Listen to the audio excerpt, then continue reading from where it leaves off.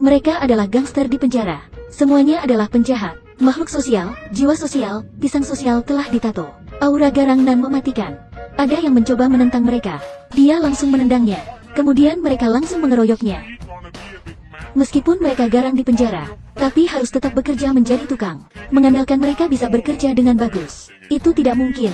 Menghancurkan kulit pisang, menghancurkan topi pengaman, bahkan menghancurkan dirinya. Benar, mereka bisa terbebas dari segala hukuman. Bahkan nyawanya banyak seperti kucing. Gerombolan minion ini, bagaimana bisa masuk ke penjara? Cerita berawal dari berapa juta tahun yang lalu. Saat itu baru ada kehidupan di bumi. Mereka masih merupakan sebuah bakteri.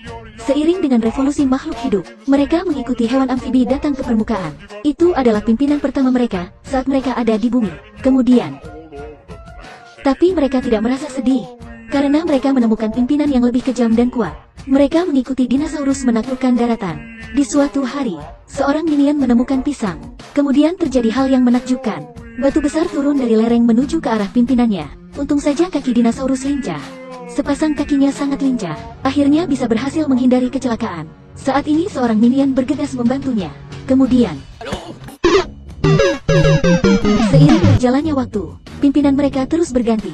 Seorang manusia zaman purba, meskipun badannya tak sebesar dinosaurus, tapi dia lebih kejam, lebih sesuai dengan selera minion. Kali ini, mereka membawa pimpinannya dan beruang untuk bertarung. Pimpinan mereka memiliki senjata, tapi kalau tidak menjebak pimpinan sendiri, maka bukan minion namanya. Mereka memberikan pemukul lalat padanya. Lalu pimpinannya bertarung dengan senjata itu. Akhirnya, mereka membunuh pimpinan mereka lagi. Seiring dengan berlalunya waktu, mereka tiba di peradaban Mesir. Kali ini mereka berpihak pada Fir'aun. Mereka diminta untuk membangun piramida, tapi gambar desainnya terbalik, sehingga kali ini mereka mengakui vampir sebagai pimpinannya. Untuk merayakan ulang tahun pimpinan mereka, mereka sengaja mencari hari yang penuh dengan cahaya. Akhirnya, menewaskan satu orang lagi. Kemudian, mereka berpihak lagi pada panglima yang kuat. Mereka bertempur dalam peperangan. Akhirnya, menewaskan satu orang lagi. Mereka dikejar oleh pasukan panglima. Mereka hidup di goa dengan gembira. Tapi lama-kelamaan, mereka mulai merasa bosan. Hari tanpa bos sangat sulit berlalu. Bos itu apa? Bos adalah tetua. Tetua itu apa? Tetua adalah orang yang pandai memimpin mereka. Jika tidak ada tetua, hidup mereka terasa hampa. Tapi, hari ini mereka bagaikan hidup kembali. Di hadapan mereka, ada sekumpulan Yeti. Ini adalah pimpinan mereka yang baru. Untuk merayakan kedatangan pimpinan baru, mereka menyiapkan sebuah pesta. Namun, menewaskan satu orang lagi. Sejarah selalu begitu mirip. Kali ini mereka diusir keluar goa es.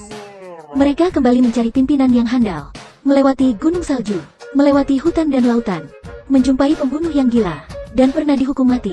Bahkan pernah dikejar oleh pembunuh gergaji. Bisa dikatakan dalam perjalanan mencari pimpinan mereka, sama sulitnya bagaikan menaiki langit. Pada akhirnya, mereka telah bertemu penjahat terkejam dalam sejarah, Gru. Ini adalah pimpinan yang mereka cari. Tapi suatu hari Gru tidak ingin menjadi penjahat lagi. Dia ingin menjadi orang baik. Hal ini dibantah oleh para minions. Gru menaiki tangnya. Gru mengendarai mesin pemotong rumput. Gru mencuri emas. Gru mencuri kotoran anjing. Gru menghancurkan gudang emas. Gru menghancurkan kloset. Mereka terus menentang, mereka menginginkan Gru yang jahat, bukan Gru yang baik. Dengan marah para minions berpisah dengan pimpinan mereka. Minions yang berpisah dengannya, tanpa sengaja masuk ke sebuah panggung. Minions menyatakan, aku sekarang sedang sibuk, kemudian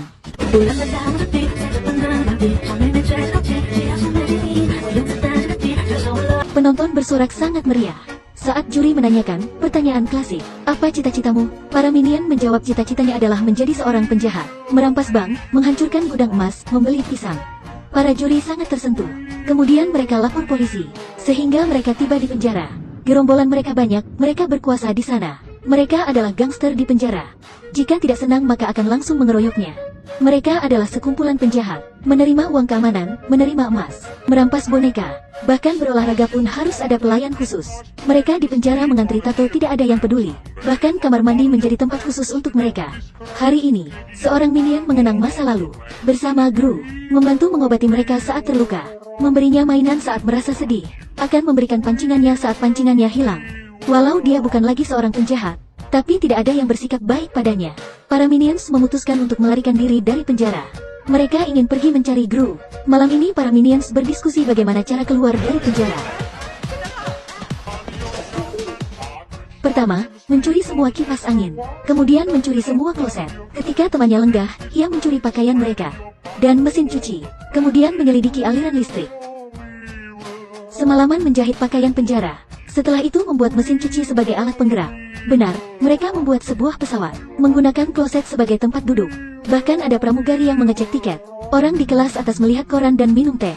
Yang di kelas ekonomi hanya bisa bertumpuk di atas kain. Salah seorang menjelaskan prinsip keamanan.